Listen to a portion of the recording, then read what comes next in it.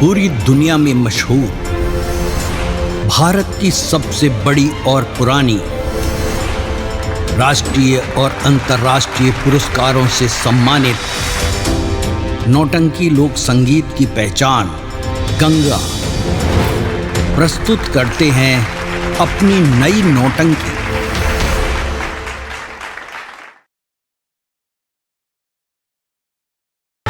गुरुजी प्रगटो।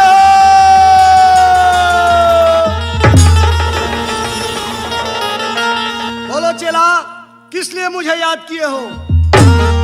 गुरुजी, मामा से भिक्षा ले रहनी, मामी से आशीर्वाद ले रहनी, लेकिन गुरुजी अब ऐसे कहां जाएं? गुरुजी कहां जाएं?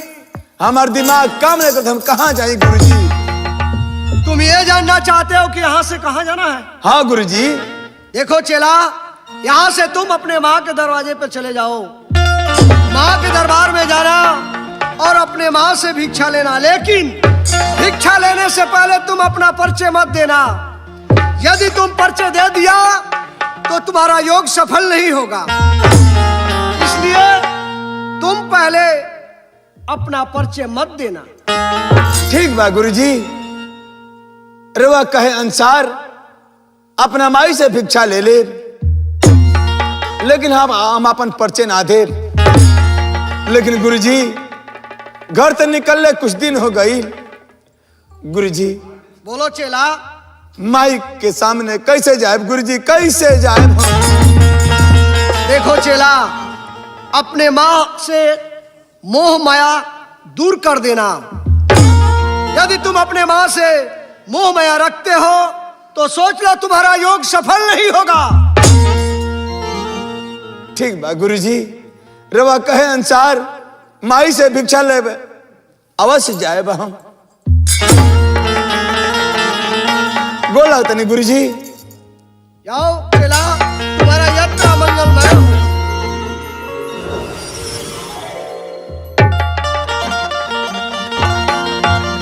चल तनी माई के दरबार में, माई से भिक्षा ले, ओकरा बाद से आगे बढ़ब हम। अरे बिगड़ बालो भाई हो, अरे बिगड़ बालो भाई,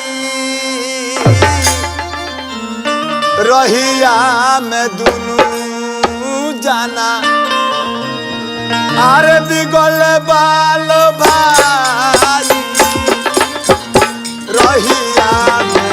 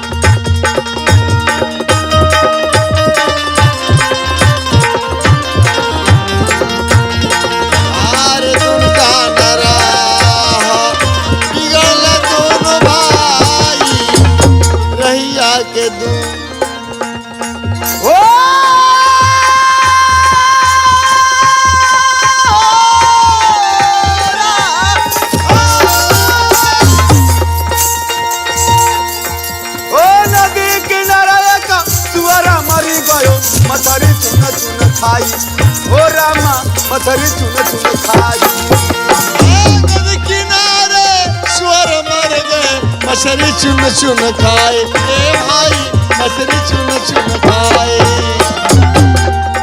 ओ नदी किनारे एक सुअरा मरी गयो मछरी चुन चुन खाई हो रामा मछरी चुन चुन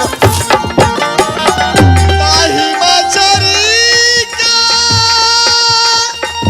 कुरका खइले ताही मछली का कुरका खइले कहाँ रहला तुरकाई दुनु जाना रहिया हे भगवान का जाने हमार बाबू कहाँ बड़े कहाँ ना हे समय में हमरा के छोड़ के का जाने कहाँ गइल बड़े हमरा बाबू के गइले कितना दिन हो गए हमार बाबू लौट के ना आइले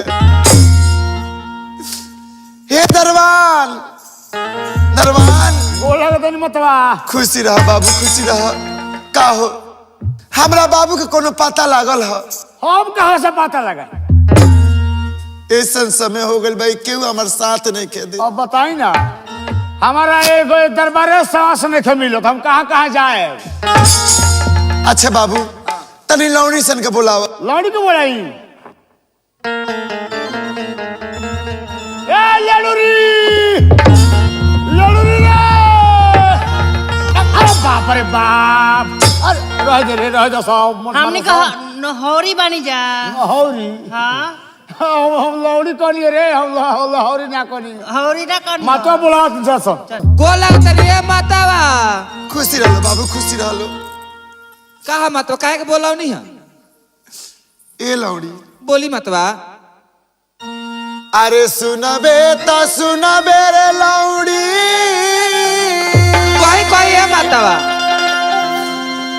अरे धनवा रे लगाई कही मतवा का कॉल चाहतनी आज ऐसा बुझाता है इतना दिन के बाबू के गैला के बाद जे हमार बाबू हमरा लगे ही आवत रहे मतवा चिंता मत करी और बाबू रोला के छोड़ गल में तो कोई ना कोई तो अइबे करे अरे सुनबे तो सुनबे रे लौड़ी अरे धनवा रे लगाई अरे बान कहा अरे हमारा बुझाता है लौड़ी बाबू हमार आई हमारा बुझाता है लौड़ी बाबू हमार आई सुनबे त सुनबे रे लौड़ी धनवा लगाई हमारा बुझाता रे लौड़ी बाबू हमार आई ओ सुनबे तो सुनबे लौड़ी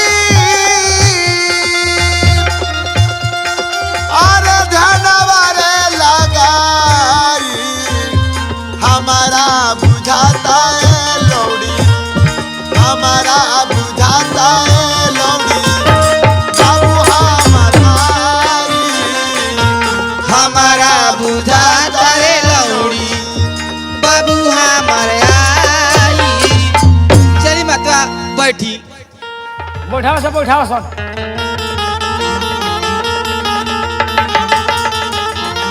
ए बाबू लो का मतवा आज ऐसा बुझाता कि हमार बाबू हमरा लगे आवत चिंता मत करी राउर बाबू राउर होके तो लगे जरूर है माता और बड़ी निमन आदमी है आ 18 वर्ष हो गल तनख्वाह खटो दे जा आ तनख्वाह के ठेकाने के डिप्टी ए बोले छौ मुहे पले बड़ा तनखा लेबे ले ए बाबू का तू हमेशा भाज भाचात रहेला हां बोले काजत बा तार काम बा तू दुआरी पर पहरा कर हां अना त केहू के लेके जा हमरा बाबू के कहीं से खोज के लिए आओ आज मालिक रहती तो मंत्री से नौकर ना भय रहती, मंत्री रहती, रे लेकिन समय बा कि आज नौकर बन के खोटता नहीं हम। रे नती रे रोहनी आज लात खियावेला रोहनी की भात खियावेला। तुम रहनी बन तोरो रहने का सारा लोग जान गइल बा। आहा ए नाती अपन मुंह देखो देखो। अरे कोई देवे तोर मुंह भोंकने लग जाए। अरे रोहनी नु मंत्री से नौकर खोट बन के खोट तड़ी। हां तो वो तो ओने से देन बचार बार के, लेकिन खाली तोर मुंह देख के सारा जनता हमारा दरबार का चुप बा। आहा जहां लोग पोल खोल के माओ भइली। ए नाती ए मुंह बता बाबूजी कोई बैठी बिलिया मरले रहल। ए बाबू पहरा कर हमर बाबू, देखा दुआरी पे जे भी आई खबर जनैया हमरा लगे। हे कनी के दामला सराउर तोर ना जाई। ए सरकार हमार जन बनी यहाँ के नु महारानी साहब कुंवारी पूजा बड़ी निमन से यहाँ करीले, लेकिन जितने निमन कुंवारी पूजा करीले उतने निमन देवे में मखसूस होई। खोटबा तो खोट आ दाम मिली परसों। सरकार तेन सेवा हमहू कोली आज।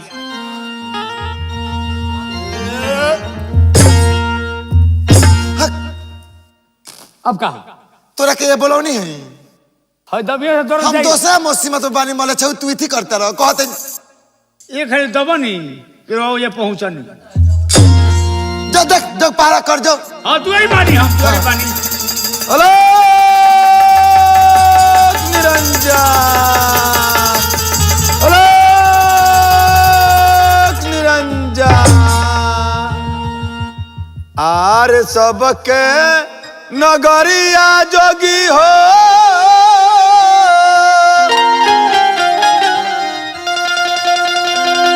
आर फेरिया हो लगाई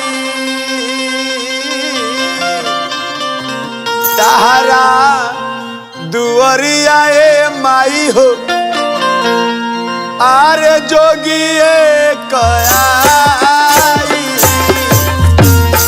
तारा दुअरिया ए माई हो जोगी कयाई।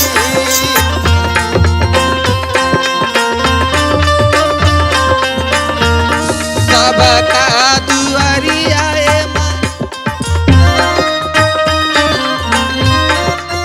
एक मुट्ठी बिचावा माई हो जोगिया के चाही दोसर दुआरिया माई हो जोगिया बजाई। एक मोट विषया माई हो जोगिया के चाही दोसरा दुआरिया जोगिया चाही। एक गो गुदरिया ए माई हो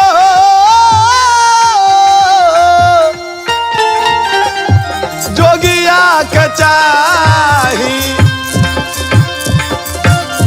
दोसर दुआरिया ए माई हो दोसर दुआरिया ए माई हो जोगिया बजाई। एक गो गुदरिया माई हो हमरा के चाही दोसरा दुआरिया माई हो जोगी चली आई दोसरा। अलग निरंजन है कोई दरबार में? गोड़ लगिले बाबा गोड़ लगिले। खुश रहो बच्चा खुश रहो। बाबा हमें ये दरबार बनी दरबान जी। बाबू का दरबार में महारानी साहब बानी? बानी बानी साहब दरबार में बैठल बनी वहां के। बाबू जाके कह दी कि रवा दरवाजा पे देना जोगी बाबा आइल बड़े अलग के जगह बड़े दुनिया के रमौले बड़े एक मुट्ठी भिक्षा मांग रहा बड़े। बाबा हाँ बोली। भिक्षा चाहिए नू? हाँ हाँ अरे भरपूर बिजली चली चलो चली, चली।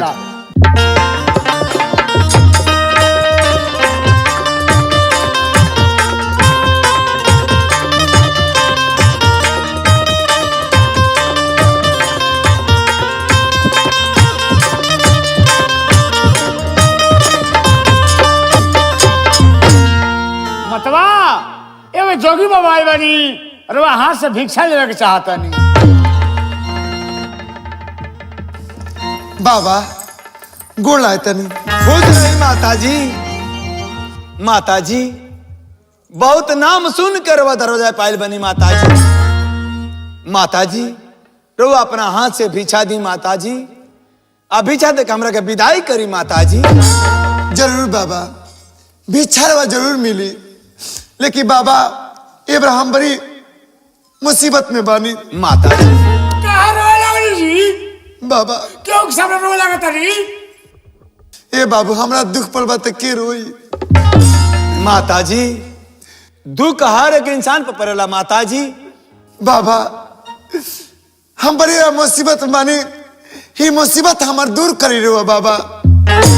माताजी रुआ का कहे चाहत नहीं कहीं माताजी। हम सुनले बानी कि जोगी फकीर सगुन सब करेला, तने हमरा के सगुन बा कह के बताई कि हमार बाबू कौना देश में बड़े, कहाँ बड़े हमार बाबू। माताजी ऐसा बात बा? हाँ बाबा। तब माताजी रुआ अपना हाथ से अछत लेके आई। दरबार हाँ बतवा। तंजा अछत लेके आवा। अच्छा हाँ। दूध हाँ हल्दी लेकर आवे आई नहीं हम।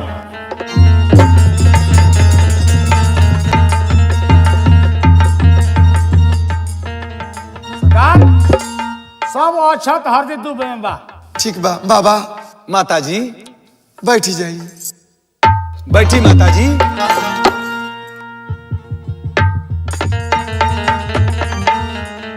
बाबा माताजी आपन मुड़ी ऐज के तनी अच्छा दी माताजी।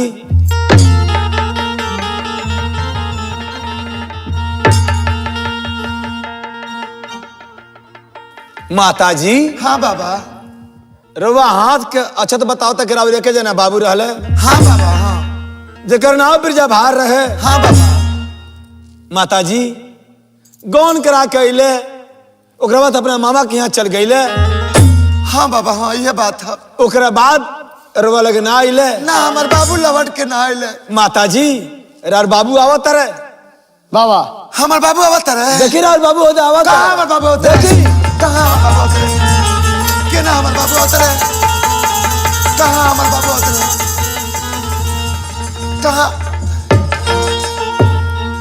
बाबा माताजी का बाबा रुआ झूठे कहत रहे कि हमार बाबू होते रहे। कहाँ हमार बाबू लौकत रहे कहीं? माताजी राउर बाबू होता रहे, लेकिन रास्ता में बड़े राउर बाबू। का हमार बाबू आवत रहे हमरा लगा? हाँ माताजी ये कोई ठोकर सब कोई विश्वास ना करे के यही बोलियो का? ना बाबू लोग को तरह ना होते पड़े और तू कहाँ हो तो पड़े। अरे बाबा देखो तनी अपना दृष्टि से जे वहाँ का वो आवत रहे। और दिव्य शक्ति से देखा हाँ। नहीं। ए बाबा हमारे लोग को विषय में ना देखे। का बात बोले बाबू? आई बाप बड़ी गजर बनी है सरकार। एगो लड़को जन्मल। अच्छा आई बाप का बताई। का बोले बाबू? ओकरा ठेंगने से लेकर ओकरा मुड़ी में तेल लगा के हार गई बनी सन। उम्र को 60 बरिस के हो गई। 3 पहिया गाड़ियों किले वाली गोड़िया धोकर छोड़ा तो ढिमला जाता। अच्छा उनवा फूल गई क्या ओकर बोला दूध। छोरे? ये जो हम अपन दुख बाबा से कह दे, तू अपन दुख का उझुल दे। हम केकरा से कही? अरे ई माता जानिया ए माई हो।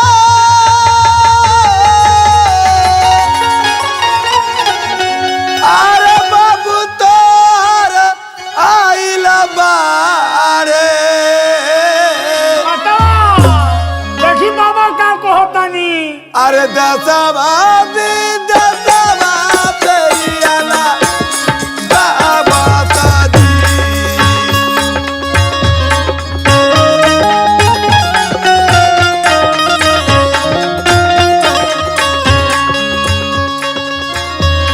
ई माता जानिया ए माई हो।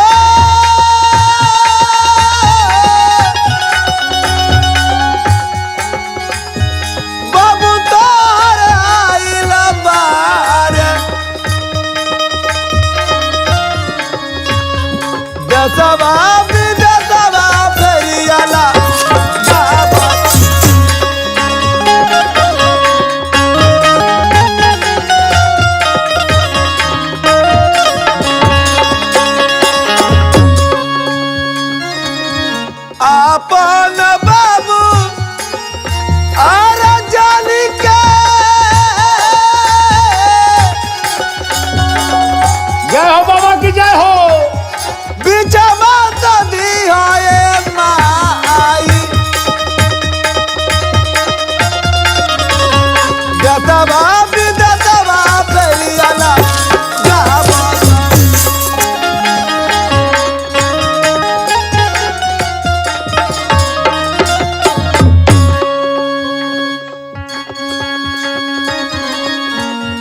अरे भिक्षा देवे के पहिले अरे आंसू मत बहई है माई, अरे आंसू मत बहई है माई, देशवा विदेशवा फेरियाला गावता जी।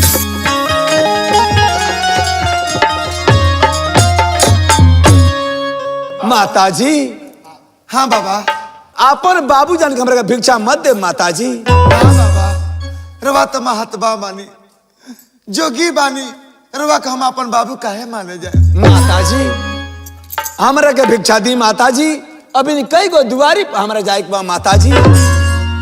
अच्छा बाबा, द्वारपाल गुस्सा मत कीजिए सरकार, हाजिर है आपका नौकर आपके बीच। बाल